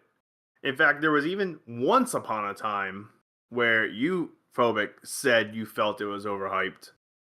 But that was years and years ago. And I thought it was great, but not great enough to be in great. There's one moment in particular, though, two technically, but it all amounts to one that carries it so fucking hard. That's the moment everyone knows that's Rage Gone versus Neferpito, and it is the pinnacle of the arc for me. It was phenomenally written, phenomenally built up, and just seeing him struggling to contain himself in the face of the murderer of Kite was great for me. It was a new take on a rage moment that I'd not seen before, where the main character doesn't immediately go off and then calm down and maintain the power. No, he had the power, made a contract to access the power, and then used his frustration and rage to put himself mentally where he needed to be to make that contract, and then still struggled to contain himself. It was like watching Goku as he was about to turn into a Super Saiyan, but for like 45 minutes. Like, yeah. and for me, that carries the arc so hard. Slightly less carrying, but also carrying that arc is Fight versus Neferbito because of how it sets that up. The rest of the arc was just way too overhyped for me. I loved Meadow character arc, and I like the way he dies. It's cool. It's not seen a lot. It's not, oh, big bad got punched really hard. Um, for me, the arc surrounding these moments was just too overhyped for me to put it up in peak. I could be convinced to put it in great, but I'm not putting it in peak. So for me, like I was saying, after this most recent rewatch, this is definitely my favorite arc in the series. It's the 1A next to York New at the 1B, but it starts off with right after Greed Island. They use the accompany card to get to Kite, and when they get to Kite, it's mysterious of like, oh, who is this guy? Is this going to be Gon's dad? And then quickly we realize it's not. But then we find out that not only is this a dude who knows Gon's dad, but a dude who Gon has actually met in the past on Wow Island. Kite saved Gon as a kid. And that right away already made between the connection to his dad and the fact that they had met in that manner before, made a relationship like connection already off the rip. Killua obviously is going to get along too because he's following Gon. And, Kite's friends with Gon. Kite has that same kind of cold mystique aura to him that Killua does. Killua's like, all right, bet, like, let's go. So they're investigating the Chimera Ant shit, and at the start of the arc, there's not too many insane fights until the squadron leader ants are born, and I forget which one it was, but one of them came and encountered Gon, Killua, and Kite, And Kite was basically like, all right, you two take him on. And they both used like their go-to attacks basically on him, and it caused the Nen awakening when he got back and like woke up and everything. And them learning how to use Nen was such a crazy like, oh shit, now it's getting real. On top of them learning that the humans that had Nen gave the queen ant more subsistence and all Mm-hmm. that, as well as would then make the further ants be born with Nen because of the genes and DNA that come from those humans with Nen. I really like how they made the ants have Nen. It didn't feel like an ass pull. It didn't feel like some unexplained plot point. It felt like, oh, this makes sense. Like over the Chimera ants evolution, like this is where they were destined to be. Um, when you get into the actual fights and the meat and potatoes of the arc, I want to start with the Phantom Troop in Meteor City, specifically fighting Zazan's squad. So Zazan was one of the squad leaders who left after Meruem was born and became her own queen. And when these Chimera ants tried taking over Meteor City, the Phantom Troop went there, or some of the Phantom Troop members at least went there to basically like, hey, yo, you little bugs ain't gonna take our shit. You little bugs. Here, it was pretty cool to see Kaluto, Killula's sister, included as a new member, replacement member of the troop. I think she was Hisoka's replacement. But they get in there, and I will say the actual showings for some of the troop members here are not at all that impressive, like compared to like where some of these ants, if they fought Scowl, it's actually pretty bad for Phantom Troop Scowling, to be honest. But Phaeton in particular, his fight with Zazan was a lot of fun. Phaeton's one of my favorite characters in the Phantom Troop, and seeing him in his rusty state pull out the Pain Packer, and as soon as he pulls it out, Finks and everyone else is like, oh shit, we gotta run. And Kaluto's like, why? And he's like, put it like this: if we don't, we're gonna die. And Yeah, the Pain I, Packer was pretty cool. I just thought that Mm. shit was cool, especially like with the context of the attack burning as hot as the surface of the sun. Like that's Yeah, Hunter. When it comes to power scaling and Hack's abilities, is pretty tame overall. So having something like that, like, oh, this burns as hot as the sun, like that's that's pretty up definitely there. it's a pretty cool Hack's ability to have Yeah. in a verse like Hunter x Hunter. Um, Moving on though, you have basically the infiltration and the setup to the palace invasion. And there's a few fights that happen between here, but the main one that I want to lock in on is Morel versus Chitsu and Killua versus the brother and sister with the darts. I forget their names, but Killua almost dying, but figuring out how to counter those darts that appeared instantaneously was so fucking peak, as well as the fact that him doing that basically won him Fast the enough fight. too. Yeah, In the like, fight, already going and moving around. Like, yeah, that was pretty fucking impressive feat. and I can't. was able to conceal his aura after that. So when the brother and sister came to where he was, they still thought he was dead. They're bragging about it, and next thing you know, Killua just leaves the ground and cuts both their fucking heads off before Yeah, That collapsing shit back was on my the favorite ground. scene almost. Almost And my favorite scene. like Killua is just cold, and then him getting saved. I We get forget that. forget Octopus dude's name, but off the top of my head, but him saving him, and even the Octopus dude's his whole character arc throughout this arc was pretty cool. Um, into the palace invasion. A lot of people like to joke that the palace invasion, especially the first part of it on the stairs, takes forever. And I was kind of like going into this rewatch, like worry, like, oh god, are we gonna be dragging on here for like 6 episodes to get up this one pair of stairs? And it's not as bad as I remember, and definitely not as bad as like a lot of people online try to make it out to be. It didn't feel like it was dragging on. It definitely felt like it could have been a little faster, but I didn't feel like, oh my god, we've been here for 12 episodes and the whole Not the time. Dude, best. I'm just saying, when I watched that part, I started it at midnight and I let the TV play, and I woke up at 8 a.m. the next day to get ready for work, and they were still on the stairs. Bro, it's just not Well, the thing is, the thing that's possible. cool though, you got to remember too, like there's a lot of people. Everybody's brain works differently. Like these are like I guess the people more so that were more so in the comments saying, "Hey, they should have moved faster." They were objectively oriented the entire time, thinking. So it made it seem that was 5 times or 3 times or longer than it actually was. I didn't think it was that bad. Usually, Like I I'm the was just person telling that wants to get to the next scene, but yeah, I think it was pretty it's good. good that you mentioned that, Shane, because I was just telling Phobic last night, dude, when I was in the call with you guys listening as you guys were watching Kino Nechi, and I heard him start.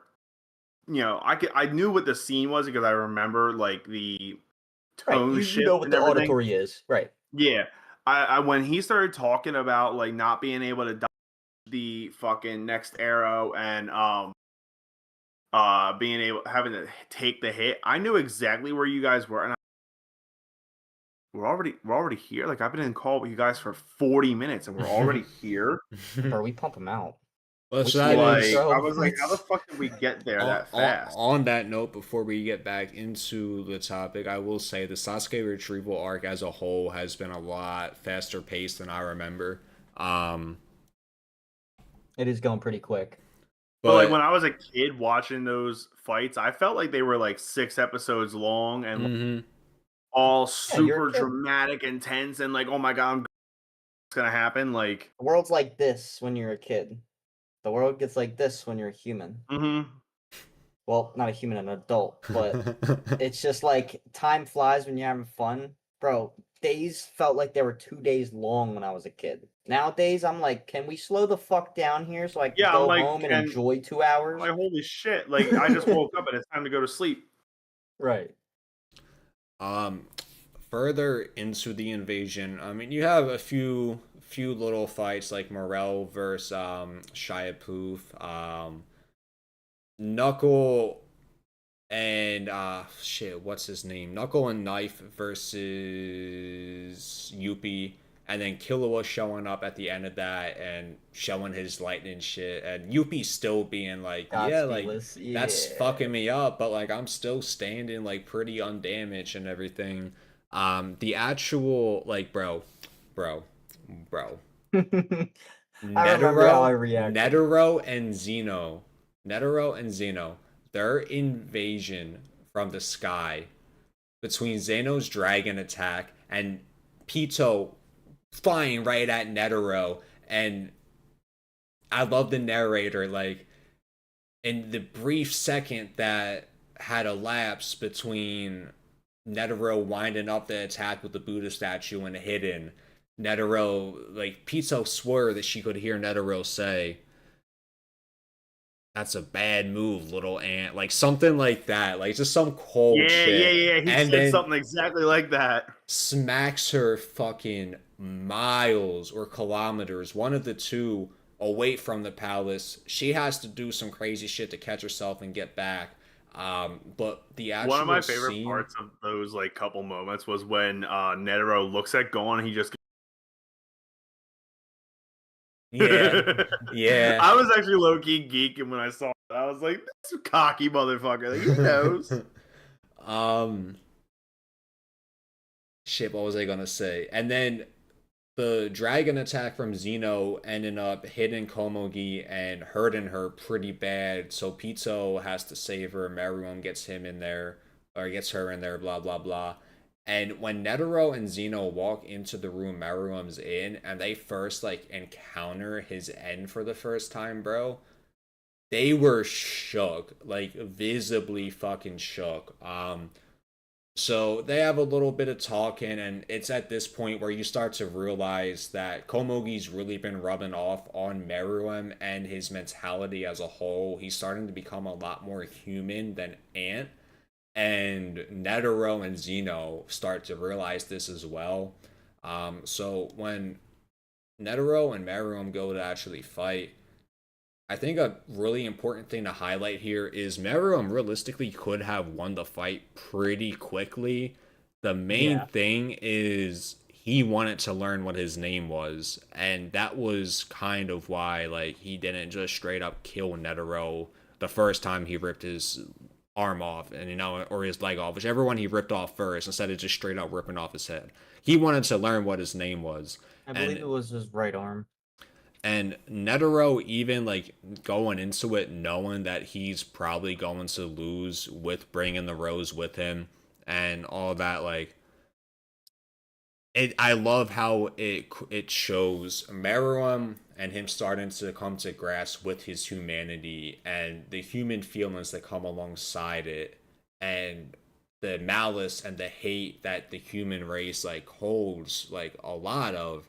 And then Netero comes in as basically this peak form of humanity, but even in the end, still that hatred and malice not betrays Meruem, but basically blindsides Meruem in a way that he was never expecting when the rose goes off. At the peak of humanity's hatred and malice and destruction is the rose. The rose is a nuke. It is the embodiment of the real world hatred and destruction that like builds up. Like, you know what I mean? Like, so I really like how it all correlated. I did a pretty shit job explaining that as a whole. But then like you were touching on with Gon versus Pito, fucking crazy. Like that's easily one of, if not my favorite rage moment in any manga period. There's only a few that are up there with it for me. Well, my man's was sitting there quiet for that long and dead ass. Nothing else was oriented within thought. It was just one sole purpose. Yeah.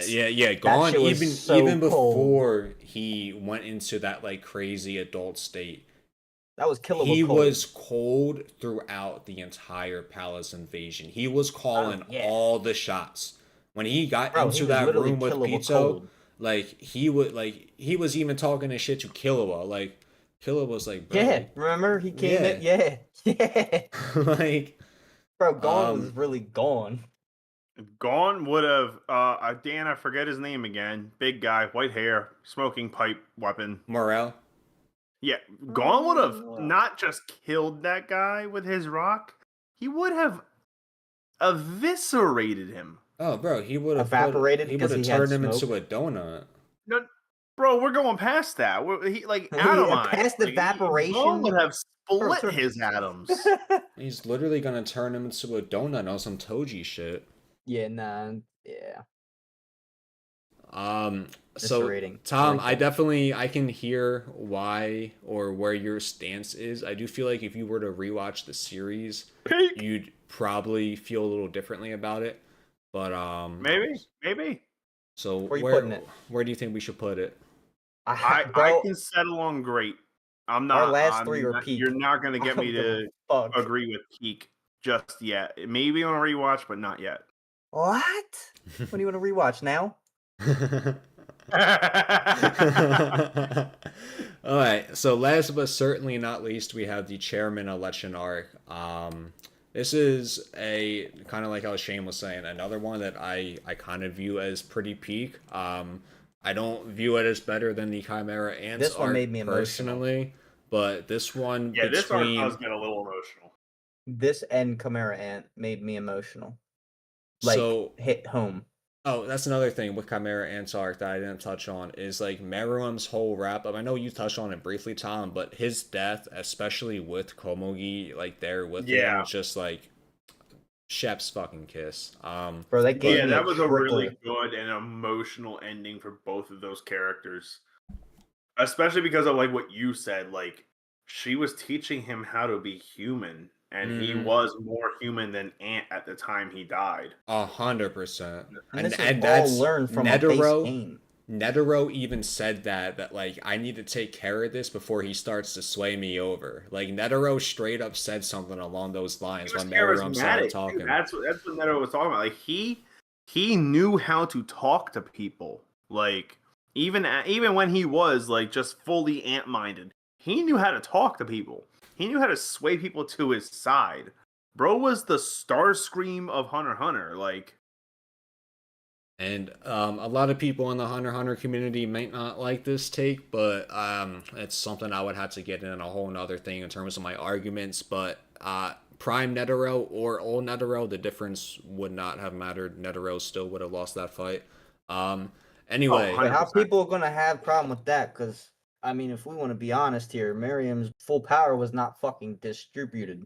Like, Yeah, he didn't even reach full power like yet. he didn't. He pulled a fucking Whis and went later. What didn't he need like another day or two to get to full power? And, like Netero Not and even. It Zeno's was like disgusting. Pito was beating up literally was fucking just too shitting much for his herself in front of body. Miriam. so it wasn't necessarily a full power. It's just his power was just going to keep growing and growing. Something to keep in mind is when he died, he was 6 weeks old. Yeah. The potential was off the charts, and the strength and the understanding of the world and Nen just grew exponentially by the awakened second. It's literally Um, almost like if you took the last and the latest of everything known, printed it into this kid, and he was birthed. Like when and it then to comes start to to break plateaus from there on. when it comes to the Hunter x Hunter world, like Meruem was the prime peak, like perfect specimen, if you will. Like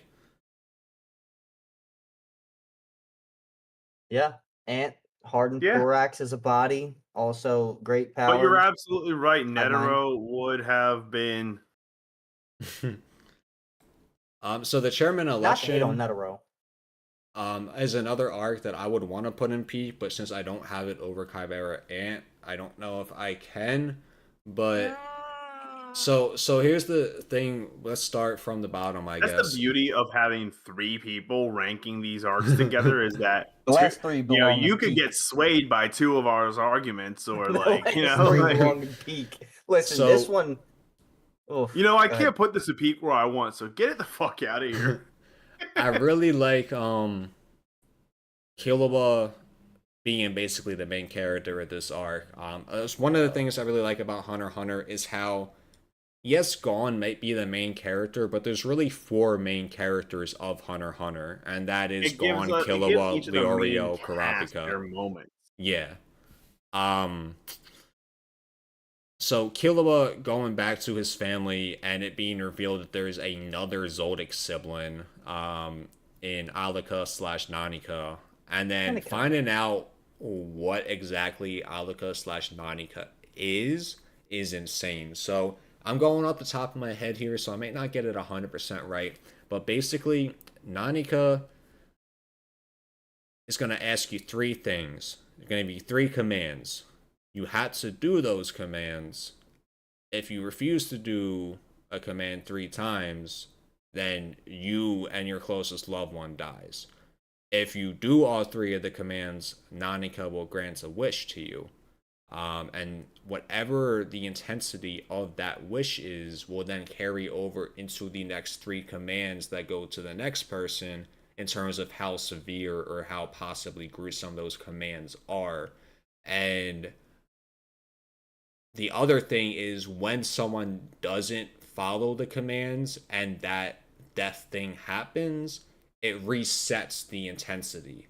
So it goes back to the square one of it. That's It's like a basically- domino effect, and you're Yeah. resetting the dominoes. So that's kind of an off the top, not too knowledgeable on Hunter x Hunter, but knowledgeable enough explanation of Nanika and her ability. And with that, Killua is going to wish for her to heal Gon. Because nothing's working. They brought in all these Nen specialists and exorcists and everything in between.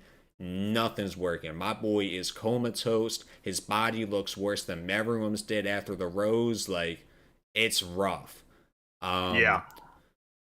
Illumi and the Zoldyck family as a whole trying to prey on Killua's downfall in this arc, I thought was a pretty cool plot point. Killua pissing off Illumi in a way that kind of helped. Hisoka pissing off Illumi in a way that kind of helped Killua advance further was pretty cool, because when Hisoka made the comment about if the chance were to arise, can I kill Killua? And Illumi flexed his bloodlust and was like, I'll kill you if you do that. That allowed Killua to feel Illumi's bloodlust from where he was and know where Illumi was to go further and further away. And I think Illumi even hinted at that with you did that on purpose, didn't you? After He did. Hisoka's like, I was just joking. So I think Hisoka low-key was trying to help Killua get Gon healed in this arc, despite being on Illumi's side. I'm with you on that He- 100% because I remember that he did say that back to Illumini. He's like, Now the Hisoka main has so much investment in Gon, it's crazy. the main plot point of this arc, and what the arc is named after, though, is the chairman election, the selection of who the new chairman of the Hunter Association will be with the passing of Isaac Netero, or to the public eye's perception, the retirement of Isaac Netero. I really like the Zodiacs, how they all interact with each other. Like, you can tell that, like, they have somewhat of a respect for each other, in the sense that, like, yeah, like, you're a Zodiac like me, you're clearly strong, but, like, they also all disrespect the fuck out of each other. Like, at the blink of an eye, drop of a hat, like, one of them can be at any of the other one's throat over the smallest little doesn't matter if they're comment family or friend or innuendo foe. Yeah. or glare, whatever it may be. And I think Right. that's pretty cool, especially when you put them into a situation like this, where they had to pick the new chairman of the association between them. And then what I really, really, really love is how you end up having someone come into the mix for chairman, someone being like Oreo, who isn't a Zodiac, but he goes to a public speech where the Zodiacs are taking questions, the people that are running, and he goes up and he's like, Gene, I got questions for you, bitch. When are you gonna go see Gon? He's in the hospital in a coma, and you're right here. I haven't even, like, you know what I mean? Like, Gon's going through all this, blah, blah, blah. He was going in And on then, him. bro, when he uses his Nen ability that puts Dude, the little portal in the I ground was and geeking, That was and I uppercuts was crazy. him, in love with that scene. bro. That was So empowering as fuck. not only was it empowering as fuck for the viewer's perception of Leorio as a character, because, like, that took some balls too. Like, Gene is a monster. Like, Gene is literally a fucking monster. Like, Yeah. arguably stronger than Netero, if you, like, know some stuff deeper into the manga and whatnot. But to do that took some fucking balls. That got everyone in the crowd on his side. Next thing you know, the next round of polls are coming in for the chairman election. And he's Leorio is clear. like third or second on the list. Like, all of a sudden, my boy's in the mix, and he makes his whole campaign. I don't really care what I'm gonna do as chairman. All that I want to do and all that I'm doing this for is to get Gon healed. And he had the whole fucking Hunter community basically behind it. And when he was given that final speech and Gon comes in healed, bro, that is one of the It was most an emotional emotional moment. moments in Hunter x Hunter for me. Like, even in anime for me, like, that shit hits different for me. Gon That or Killua didn't react to shit. Like, I'm doesn't. gonna But when hold he my seen tongue to be that, nice. I felt it. But I'm not gonna lie, these last 3 arcs that we're talking about right now is when I got to the core fucked up over some shit. Cause like, the leave out a lot whole of context, but relational as fuck. the whole relationship between Leorio and Gon, and how important their friendship was, and how much it meant to Leorio for his friends to be able to be saved. The whole campaign that he goes on, campaigning around Gon being saved, Gon coming into the room, and their emotional reunion, on top of the fact that Gene is in the room, so you also have the first, like, meeting and knowing, like, that as well. Like, it's a very emotional moment. And then the episodes that follow, with Gon inevitably, like, talking to Gene and then going to follow him up the tree, and they really talk and get into it, very emotional. Like, this is what we just watched the last 148 episodes for. This moment right here. What do you say? I just forgot that the series was that long. But yeah, it's definitely I like, agree with it being great. In with fact, even I would put it in peak, actually. I bet. I bet. Again, I personally don't think it's better than Chimera No more Ant words. arc, but I do think it is peak, so I'll put Now it up look, there in peak as well. Chimera Ant arc had a little bit more. There was a lot more points. That this arc that There was we're a on lot right more now, going on, but this one so is much of it serious. was This is just more heartfelt. so Yeah, internal. average. Yeah, this one beats it out internally, but Chimera Ant beats it out. I guess like the action adventure part, everything going on at once, the highest peak, the climax. You know, you finally get to see a piece of the king, what the king actually cares for. I mean, you pretty much get sideswiped 6 times, and then you're just let into this next arc that gets you back into your bag again. Mhm. So I would say, yeah, Chimera Ant's over that, but I want to put that at peak.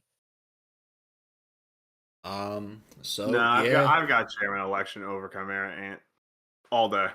All opinions, all opinions. I think the Yeah. last three are fucking phenomenal. The last three that we just talked on were my favorites. Besides,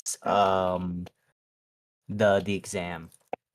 I did like Heaven's Arena too. I mean, that was cool. I like different aspects of the show throughout itself, but yeah, dude, that last one, man, had me bagged up. I was fighting. no, I think all in all, really good synopsis into the arcs of the 2011 Hunter x Hunter anime. I definitely didn't expect to fucking pull some theses out like that. But Hell no. definitely happy that I did because I feel like it made for some really great conversation. So for anyone who doesn't know, Fal and I had actually done a very short video a few years back on this same topic. The video's 3.5 minutes. Like we don't go in Yeah, depth it at was it was all.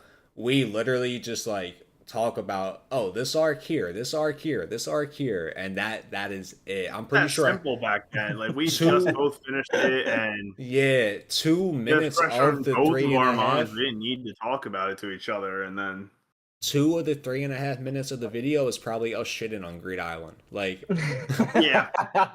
so, and then another 30 seconds, leaving a minute to spare, is probably the intro and outro. So, this was a lot more productive of a conversation, and especially now that I've rewatched Hunter x Hunter recently and have a way deeper appreciation for it. It's on my Mount Rushmore. So my top four series is Black Clover, Naruto, One Piece, Hunter x Hunter, and Hunter x Hunter was not even in my top five before my recent rewatch, but it definitely had a really heavy impact on me in a lot more ways than it did before, and a lot more ways than I thought it would going back into it. And I'm really happy I gave it another chance. Respect. I can't wait to watch the other two series he has is over Hunter x Hunter, but because I'm waiting, I'm just in the back of my head, I'm like, fuck, man, I gotta get Naruto out of the way and then watch Hunter x Hunter again. Dragon Ball Z, but I gotta watch One Piece and then we got Black Clover. I'm all over the fucking joint, Dude, bro. you're only listing shonen Put too. me in Like the you hyperbolic guys have time got chamber to and I'll finish branch it all. out. You guys have absolutely got to branch out to slice of life and rom com. Oh, I will eventually, Oh, but you know, I if gotta I get feel like the big ones out. in terms of like other genres of anime,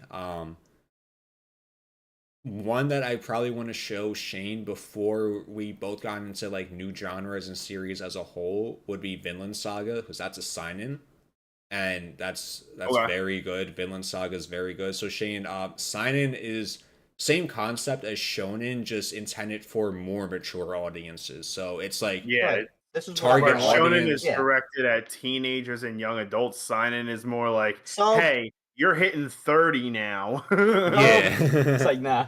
it's basically your One thing 50 I do want Shades to of talk Grey. on with the election. Yeah, okay, let's not go that far. The last thing I do want to We're add to talking the about election anime, not is I hentai. probably want to say that the most heartfelt moments in the entirety that fucked me up was Miriam changing for how the hell do you say her name again? Komugi. Komugi. Komugi. He changes for her basically his entire perception in his head. That there was a couple of heartfelt moments that pretty much he was telling her and so forth back and forth in metaphor, you know, then when they're finally going to the resting place and says, "Can you hold my hand?" And then internally leave to get that was fucking Remember, Notebook. he was a That was baby. Notebook. Like he was That was literally a Notebook baby. story. I don't even care if he was 60, bro. Like that's how you go out with your Well, woman. that's what I'm saying. all His right? emotional maturity and the way he grew, like, was crazy. 2 is Killua almost making Nanaka and Ali. I'm just gonna say Ali. Alico. Mad. Yeah, Alika. That almost broke my fucking heart. Because I'm just put it in very simple context. I haven't seen my sister in a very long time in real life. That pretty much brought me back to like this. Like I make sure she's cool. Always have, always will. But like, dude, that was just a wake up call. Like even if like you're not close to your sibling or anything, like no matter how bad it is at the end of the day, take that family as an example. Even though it is an anime, take it as an example. Sometimes you gotta rough out some shit for it to smooth back over. You will get hit, you will get hurt. Doesn't mean that you're hated, you're not welcome. Just wanted to put that out there because that one fucked me up, bro. I was literally fighting tears and I went outside, put my phone like this on the ground, sky up, so he didn't see me. But yeah, bro, that shit was bad. Great fucking series though. 100%. All in all, I enjoyed this episode a lot. I hope you guys had as much fun as we did. Anyone watching, if you're new to Animonium, be sure to subscribe, follow, depending on what platform you're on. We hope to see you in episode 3 and all further episodes down the line. Dopest podcast in the multiverse. You guys got anything to say?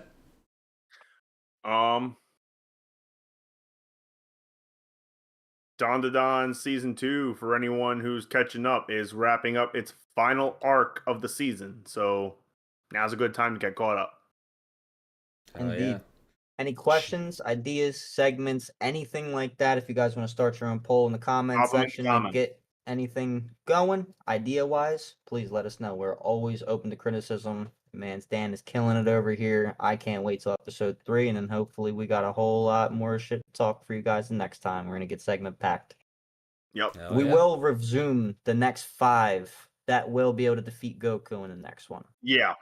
I kind of want to redo that one and talk to these guys about it because we blew past the 5 real quick, but they weren't even really real contenders. So we'll see if we can cook some shit up. Drop in the comments. Julius Goku versus who? Yeah. You stop disrespecting Sugar. All right, no, stop just. If anyone stop disrespecting Julius, if anyone stop disrespecting Julius, okay. But anyway, Animonium out. Love y'all. See you guys.